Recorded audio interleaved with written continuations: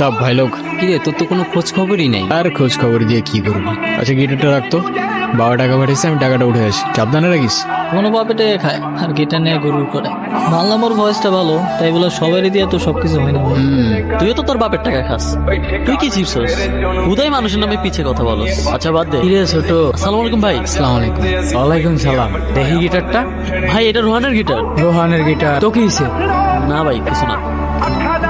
হে যা, ছিঁড়ে গেল তো। ভাই এটা কি করলেন?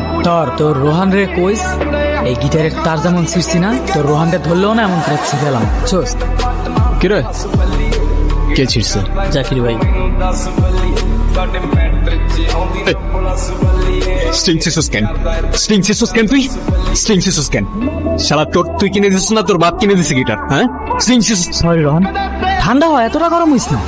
এটা তুই ঠিক করস নাই, এটা কোনো র্যান্ডম গিটার না, এটা আমার ইমোশন।